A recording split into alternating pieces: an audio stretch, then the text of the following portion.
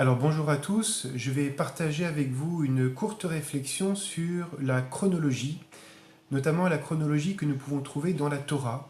Et ce court sujet nous permettra d'avancer doucement, pas à pas, afin de mieux comprendre ce qui s'est passé au mont Sinaï. Alors, vous le savez certainement, mais la Torah n'est pas chronologique. Elle relate des événements historiques qui sont décrits, mais ils ne sont pas tous dans l'ordre et je vais vous en donner quelques exemples dans quelques instants.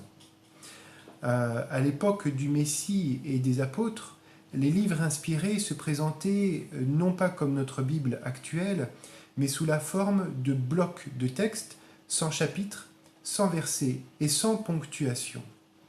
On peut retrouver les premiers découpages au retour de l'exil de Babylone au VIe siècle avant notre ère commune.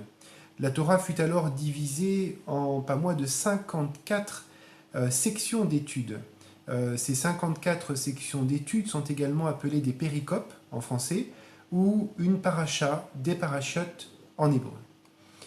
Une paracha ou un péricope est une unité de narration et ces unités de narration sont faites de sorte à faire ressortir un thème particulier.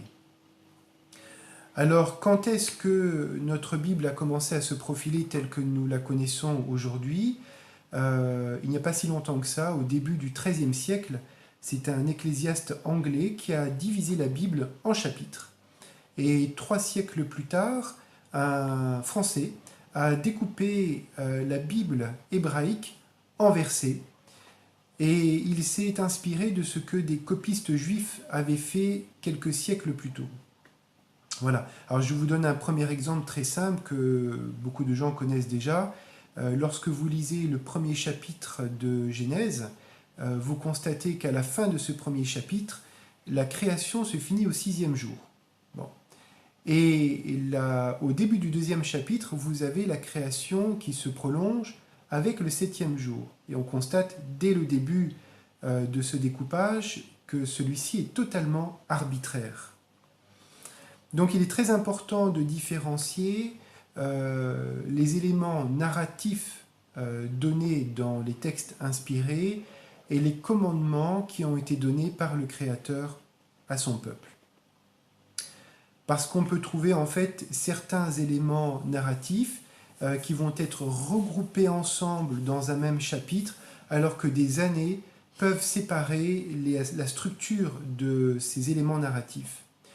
Je peux vous citer par exemple un verset qui est très important pour comprendre ce qui se passe au mont Sinaï. C'est en Exode chapitre 31 verset 18. Donc le découpage en chapitres et versets peut être pratique pour pouvoir se repérer rapidement. Donc le passage dit ceci: « Et quand Yahuwah eut achevé de parler avec Moïse sur la montagne du Sinaï, il lui donna les 2 tables du témoignage, tables de pierre écrites du doigt de Yahuwah. » Alors, sur ce passage en Exode 31, qui arrive après, a priori, le don des tables, mais également la constitution du tabernacle, la mise en place du sacerdoce lévitique, on se demande mais que fait ce passage ici, à la fin du chapitre 31 ? Alors, Rashi, le commentateur, nous dit ceci par rapport à ce verset précisément. Je cite, ouvrez les guillemets, « La Torah ne suit pas un ordre chronologique rigoureux, et l'épisode du veau d'or a précédé de longtemps l'ordre de construire le tabernacle. » Je ferme les guillemets. Alors, je paraphrase Rashi. Il nous dit ici que ce passage en Exode 31 vient bien avant Exode 25. Alors pourquoi Exode 25 ? Parce que c'est à partir d'Exode 25 que l'ordre, les instructions concernant le tabernacle et le sacerdoce lévitique commencent. Et nous reviendrons plus tard là-dessus. Je vais vous donner un autre exemple qui est celui de la manne et du coffre de l'Alliance. toujours Exode, chapitre 16, nous pouvons y lire au verset 33 et 34 que le Créateur demande à Moïse de prendre un vase, un récipient, et de le remplir de la manne, et de poser ce récipient rempli de manne devant le coffre de l'acte de l'Alliance. Bon, ça, c'est Exode chapitre 16.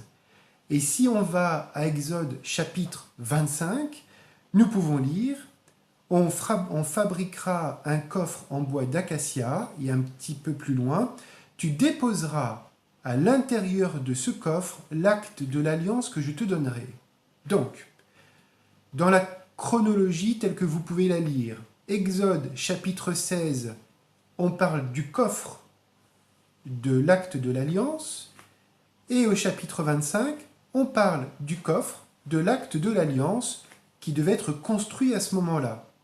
On comprend très très bien que le commandement donné en Exode chapitre 16 vient après Exode chapitre 25. Encore un exemple, l'histoire de Juda et de Tamar. Nous pouvons aller en Genèse chapitre 37. L'histoire de Joseph commence à partir de Genèse 37. Et nos textes nous disent qu'à ce moment-là, Joseph a 17 ans. Et puis au chapitre 38, nous arrivons sur une histoire qui n'a a priori rien à voir avec Joseph. L'histoire de Joseph s'arrête à la fin du chapitre 37. Et au chapitre 38, nous avons l'histoire de Juda et de Tamar en un chapitre. Et cette histoire se déroule sur plusieurs années. Je vous invite à relire ce chapitre 38 pour constater cela. Début du chapitre 39, l'histoire de Joseph reprend. Donc encore un exemple pour vous faire comprendre que les textes tels que nous les lisons ne sont pas chronologiques. Je fais une petite parenthèse, en allant sur le web, vous pouvez trouver ce qu'on appelle des bibles chronologiques. Et si vous regardez un peu en détail ce qu'il est dit en Exode, eh bien rien. C'est-à-dire que selon ces bibles chronologiques, les chapitres d'Exode sont dans l'ordre chronologique. Et là, je viens de vous montrer que ce n'est pas le cas. Un dernier exemple, l'exemple d'Abraham et de son père Térar. Alors Térar engendre Abraham à l'âge de 70 ans. Vous avez cette référence en Genèse chapitre 11, verset 26. Et Térar meurt à l'âge de 205 ans. Confère Genèse chapitre 11, verset 32. Donc, un calcul est très simple. 205 ans moins 70 ans, c'est-à-dire qu'Abraham a, au moment du décès de son papa, 135 ans. En Genèse chapitre 12, verset 4, nous pouvons apprendre que Abraham quitte Charan à l'âge de 75 ans, avec son père. Et son père était encore donc vivant, alors que sa mort est annoncée avant au chapitre 11. Donc, la mort du papa d'Abraham est annoncée au chapitre 11, et au chapitre 12, nous voyons des choses se passer avec le papa d'Abraham.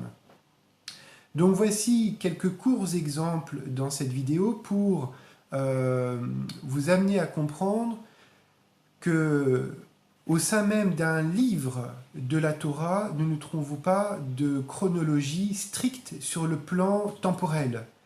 Et pourquoi est-ce que je vous amène à mettre le doigt dessus? C'est parce que c'est un élément clé pour comprendre ce qui suivra dans la prochaine vidéo, c'est-à-dire les ascensions de Moïse au mont Sinaï. Alors combien de fois est-il monté au mont Sinaï? Au moins une fois pour les tables. Pour ceux qui connaissent un peu leur Bible, eh bien 2 fois pour les deuxièmes tables. Et en fait, c'est beaucoup plus que cela et nous reviendrons là-dessus en détail. D'ici là, je vous souhaite le shalom et je vous dis à très vite.